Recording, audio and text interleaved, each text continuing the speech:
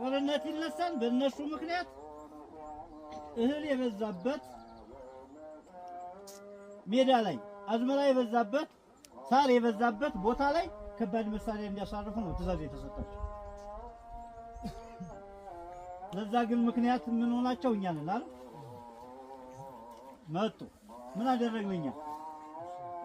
ነገ ጧት እናንተም ማስለቀስ እናንተም ማሳዘን እኛም ማዘን አንፈልግም። እህል ነው። እህል ከሌለ ሁላችንም ልንቆም አንችልም። ስለዚህ እኛ በዛ ልክ እያሰብን መሆኑን ጠለቅ ብላችሁ ማሰብ ይገባችኋል። እነሱም እሳት ነው የያዙት፣ እኛም እሳት ነው። ምን እኛ የኛ ቲማቲም አልያዘ አለ ሁለንተናው በቃ ከሰማዩ ውጭ ከሚያመጡት ውጭ አለ። እሱም እግዚአብሔር ይመስገን ምክንያት ይኖረዋል። ምናልባት እንደው ያው እኛ ነገር ስለማንቆጥብ አንችልም እንጂ በዚህ በላይኛውን በኩል እዚህ አካባቢ ችግር እንዳይደርስ የሚረዳን ነገር ይኖራል። ለእናንተ ግን አንነግራችሁም። እንኳን ነግረናችሁ ያው ጠንቋይ ናችሁ። እንዲሁም ታዲያውን አንብባችሁ ነገ ጧት ሌላ ካልኩት አማርኛ ሌላ ነው የሚነገረው። አያችሁታል? እየቤቱ አንዳንድ ሰው አይጠፋም ለሀገር የሚያስብ ቅድስት ሥላሴ ላይ ወይ 5 ሰው ነው ወይ 10 ሰው ነው ይህን ቤተክርስቲያን የሚያስተዳድረው። ለሀገር ለሷ ለሀገር ብሎ የሚጨነቀው ለማለት ፈልጌ ነው። ሌላው ተዳዳሪ ነው። በዛ መካከል ደግሞ ላስታ የቅዱሳን ሀገር ነው፣ ላስታ የሃይማኖት ሀገር ነው። ወገን የትውልድ የዛ ነው። በምችለው መልኩ ከጎኑ ለመቆም አለብኝ ብሎ የሚታገል ብዙ አለ ውስጡ እንዳታምኑ። እንደ ጦርነት ስንት ጊዜ ነው ድሮን ስንት ዞሮናል። ሚግ ስንት ጊዜ ሙጃ ባለፈው ስንት ዞሮናል። ምንም የተፈጠረ ነገር የለም። በውስጡ እግዚአብሔር ስራውን እየሰራ እንደሆነ ማወቅ አለባችሁ። ከእግዚአብሔር ጎን የራቅ ነው እኔና እናንተ ነን። በቃ እናንተ እስኪ ጸሎት አድርጉ። የምህላ ጸሎት ይያዝ። ምንድነው ዝናብ የሆነ ሰዓት ላይ እኮ ዝናብ አልዘንብ ሲል እኛ ድሮ ህዝቡ ተሰብስበው በሁለት ቄስ ላይ ጊዜው ማረነ ክርስቶስ ብለው እኮ ዝናብ ይዘንባል ወደ እንደው ይሄን እናውቃለን በደንብ። አሁንም እዚህ ቁማችሁ ብትጸልዩ እንደሚዘንብ ነው የማውቀው። ስለዚህ ለምን ውስጥ ለውስጥ ያለ ጸብ ክርክር ተው አጥፉ። አንድ መቅደስ ሆናችሁ እንዴት ነው 5 ቅዳሴ ገብቶ አንዱ አልሳለም ብሎ መውጣት ማለት ይሄ ቀደሰ ነው እንዴ? ማታ መጣ ማለት ነው እንጂ በቃ ላጣን የመጣ ለምን የጻድቃ ይተፋል። ስለዚህ እባካችሁ በዛ ልክ እናድርግ ነው። ሌላው ከዚህ በኋላ ተብሏል በአዲስ አበባ ሀገረ ስብከቱ 7 ነጥብ ምናምን ብር ተሰጣለን። በቅዱስ ላሊበላ 300 ሺህ ብር ተሰጣለን። በዚህኛው ዞን ወንድም ያልሰማ መሰለኝ 2.5 ሚሊዮን ብር ተሰጥቷል። በዞን ወልዲያ አያችሁ። ይሄ ከየት ነው የሚመጣው? ከቤተ ክርስቲያን እየወጣ ዙሮ እኛን ለማጥፋት ማለት ነው። ስለዚህ ከዚህ በኋላ ወደዳችሁም ጠላችሁም አሁንም ውስጥ ለውስጥ የተሰጣችሁ መርህ አላችሁ። እዚህ ውስጥ ማቃችሁ አባቶች ለስብሰባ የተጠራችሁ ወልዲያ በዚህ ቀን ትመጣላችሁ ተብሎ ከሌ ተመርጦ የተዘጋጀ ሰው አለ። የሄደው ሰው በስውር ከዚህ ያለውን ገንዘብ ይዞ ሄዶ እንዲሰጥ ስለሆነ እጃቸውን እንድታቆሙ። እናንተ የምትተዳደሩት በቃል እግዚአብሔራችሁ ነው፣ ተምራችሁ ነው፣ አለቀ። በእውቀታችሁ ነው። እግዚአብሔር የሰጠውን ስልጣን ማንም አይነሳም።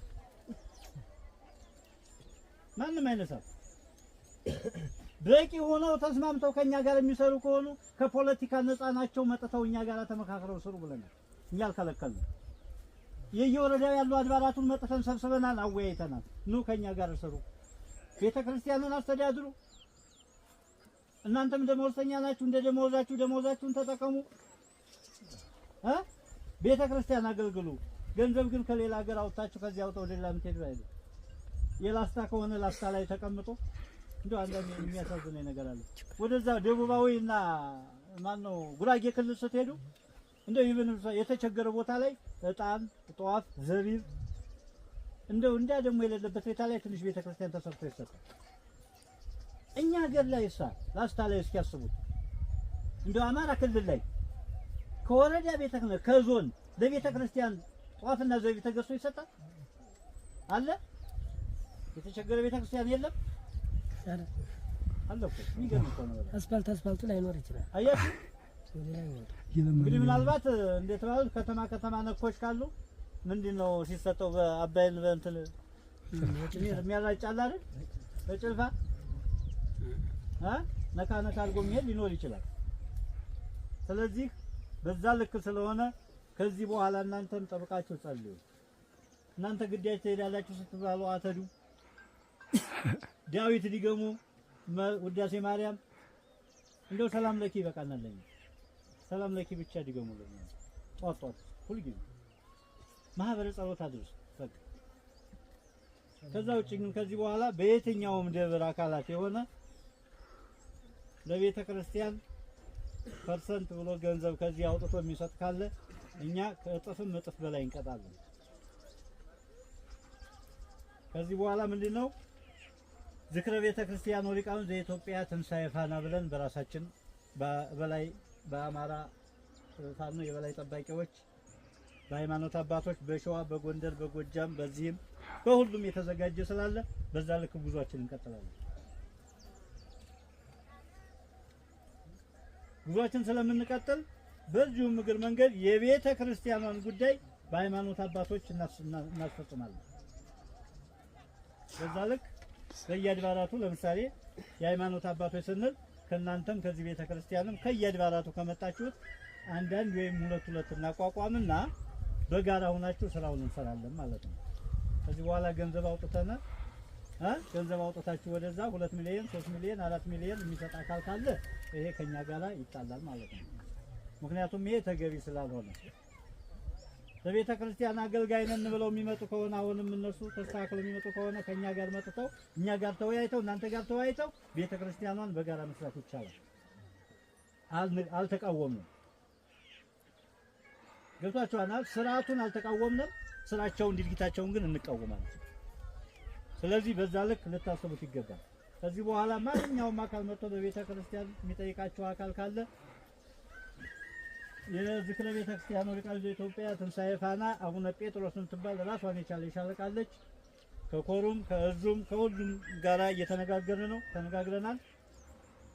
በዛ ልክ ትመጣለች። የምትጠየቁትን ነገር በሷ ልክ ትእዛዝ ትፈጽማላችሁ፣ ታደርጋላችሁ። ምናልባት እዚህ ቤተ ክርስቲያን ላይ 200 150 ከሆነ የምትባሉት በዛ ልክ ላትጠየቁ ይችላል።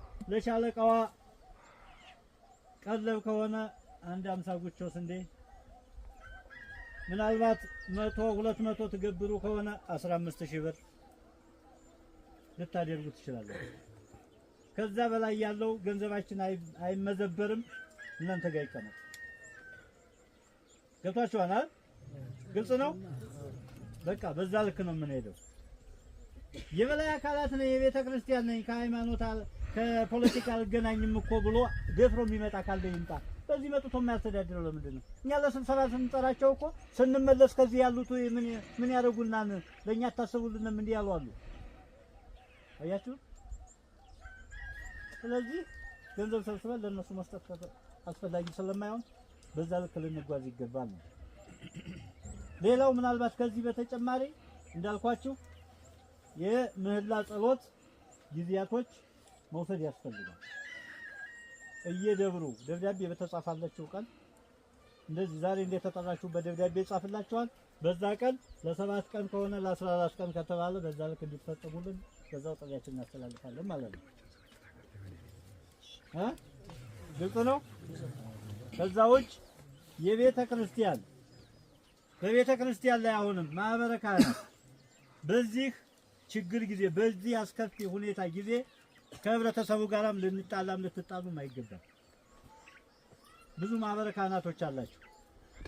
ደሞዝ ካልተጨመረ ቅዳሴ አንቀድስ ቅዳሴ እንደፍናለን እየተደፈነ እኛ ደሞዝ ተከፍሎን ነው እሳት የምንጠጣው። ራሱን ቅዳሴ ያልቀደስም ተምራችሁ ነው እናንተ።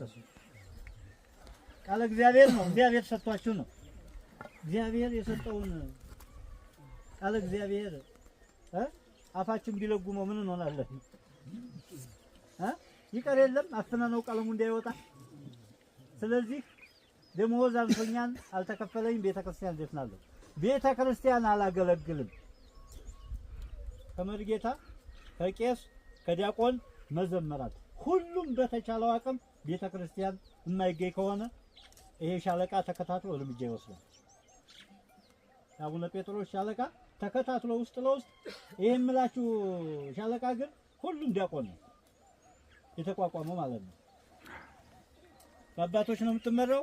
ዲያቆኖች ናቸው፣ ቄሶች ናቸው። የቤተ ክርስቲያን አገልግሎትን በዛ ልክ ልታስኬዱ ይገባቸዋል። ስለዚህ ጥንቃቄ ይኖራል። እናገልግል። እንደው ተውትና በመከራ ጊዜ በችግር ጊዜ እኮ ወገን የሚባለው ለምንድን ነው የሚለየው? እከሌ ወገን ነው እከሌ እንዲህ ነው። ሰው ወድቅ ያነሳኛል የሚባለው ለምንድን ነው? በችግር ጊዜ አይደል? ከዚህ በላይ ችግር ምን አለ? ለኔ የመጣው ያንተ ልጅ እየቀጠፈ እየጎተተ እየቀበልክ ነው አይደል እንዴ? ለኔ ብቻ ብሎ አይደለም የመጣው ለሀገር የመጣ ነው። እኔ ቀድሜ ስለነቃው ሊሆን ይችላል። ነገ ጧት ሁላችንም በዛው ልክ ነን። ስንት ወንድሞቻችን እስኪ ሁሉ መስክ ላይ ስንት ወንድሞች አጠተናል? አላጣችሁም? በማይገባ ሁኔታ ባሰቃቂ ግድያ መልክ ረጋፊ ነው ወጣትነት ማንኛውም ነገር። ስለዚህ በዛ ልክ ስለሆነ ሁላችንም ልንገነዘብ ይገባናል። ከኛ ጎን ቆሙ፣ በሌላ አይደለም። እስኪ ጸሎቱን ጸልዩትና ለነሱም ከረዳ ለኛም ከረዳ ታዩታላችሁ። ለማኝ ነው የሚረዳው መቼም ለማያምን ሰው አይረዳም አይደል እንዴ? እኛ ማኞች ነን። እኛም አገልግለናል አይደለም? እዚህ አዲስ አበባም 7 ዓመት 8 ዓመት አገልግለናል። እናንተ እንደምትበሉት እናንተ እንደምትጠጡት እናንተ አጣጥባችሁ እንደምትለብሱት እናንተ እንደምትጠመጥሙት ሁላችንም እንደዛው ነው። ነገር ግን አሁን ቢብላችኋል እኛ ከቀማው ወገን ነው። ስለዚህ ቅድስት ቤተ ክርስቲያን ውስጥ እኛ የምንሰራቸው ስህተት የምንጸልያቸው ጸሎቶች ስርዓት አልባ እየሆኑብን ነው። ስለዚህ ወደ ጥንተ ነገራችን ብንመለስ የተሻለ ነገር ነው እላችኋለሁ። ቤተ ክርስቲያን አስተማሪ ነች፣ መካሪ ነች፣ ዘካሪ ነች። ሁለንተናውን ነገር እያወቅን እንደምን አንዳንድ ቦታ ላይማ እኮ እግዚአብሔር እውነት እንደው ይቀር ይበላል እንጂ ተጣልተው እኮ አንዱ ቀድሶ ሲወጣ አንዱ መስቀል ላለመሳለም የሚሸሽም ሰው አለ። አንድ መቅደስ ገብቶ ማለት ነው። ይሄ ምጻት ያላመጣ ታዲያ ሌላ ምን ያመጣል? ቄስ ቢታረድ መነኩሴ ቢታረድ ህጉን ካልጠበቅነ ስርዓቱን ካልጠበቅነ ትእዛዙን ካፈረስነ ለምን እኛ እንፈርስም? እኮ ተገቢ እኮ ነው፣ ትክክል ነው።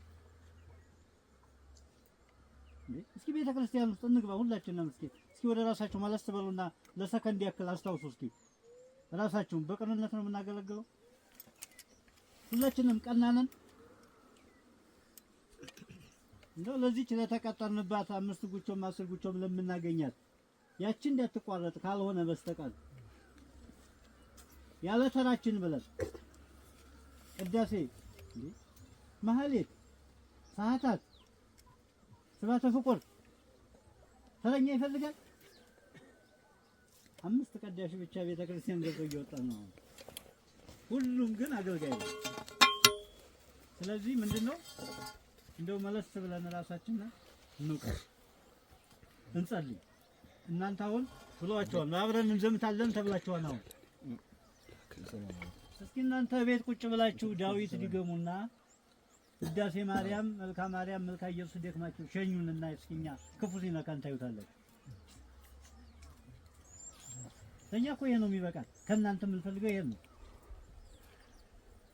ያለ አግባብ ሲገደል አትገደል ብላችሁ መጮህ ነው። ሌላ ምን አለ? እንደው ያሁንማ በዛ እንጂ እስኪ አሁን ትንሽ እንደው እናስታውስ። ባለፈው መንግስታት እንኳን በመኪና አንድ ሰው ባደጋ ከሞተ የሆነ ነገር ከሞተ እኮ ቤተ ክህነት ላይ ጠቅላዩ ላይ ባንዲራ ዝቅ ተብሎ ይውለበለብ ነበር። በዋሽንግተን በቴሌቪዥንም የያዘን ደብዳቤ እንሰማ ነበር አይደል? ያን ሁሉ አለ አሁን የምታየው። ይሄ ማን ነው ችግር? የኛ ነው የሃይማኖት የራሳችን። እኛ እኮ ጥቁር ለብሰን ማቅ ለብሰን የሄድን ሰዎች ነን። እናንተ ጥቁር አልለበሳችሁም? አሁን የተሾም ጥቁር አስለብሶ ኢትዮጵያን በሙሉ ጥቁር ያስለብሰው አይደል እንዴ? አሁን መሪ ሆኖ ቁጭ ያለው ከላይ ነው አይደለም? ጥቁር አላስለበሰና ዛሬስ መሪ ማን ሆነ? እሱ። እንግዲህ ቤተክርስቲያን የምንመራው በዚህ ነው። አያችሁታ? ጥቁር አስለብሶን ጨለማ አድርጎን ስንት ወር ሙሉ ለብሰን ዛሬ ተመልሶ እዛ ቦታ ላይ ገብቶ እንዲሰራ ለምን ተደረገ? ቤተክርስቲያን እንድትቀጥል ነው እንዴ? ቤተክርስቲያን እንዳትቀጥል ነው። እዛ የተቀመጡት አባቶች ሁሉ እስረኞች ናቸው። አትፍረዱባቸው። አንድ ሰው እስረኛ ነው ከተባለ ምን ይሆናል? ታስረው ተገንዘው ቁጭ ያሉ ናቸው። መሞታቸውን በትክክል ነው ገና ሲለብሱ መሞታቸውን አውቀዋል። አንድ ቄስ ወይም አንድ መነኩሴ እኮ ከመነኮሰ በኋላ ሞተ ነው አይደል? ያን ጊዜ ነው ያወቀው ሞተ።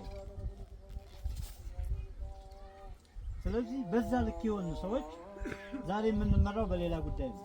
ያም ስለሆነ ነው አሁን 7 ሚሊዮን ብር እንግዲህ ወደዚህ ለመጣው ጦር ይሄው ይሄንን ላስታል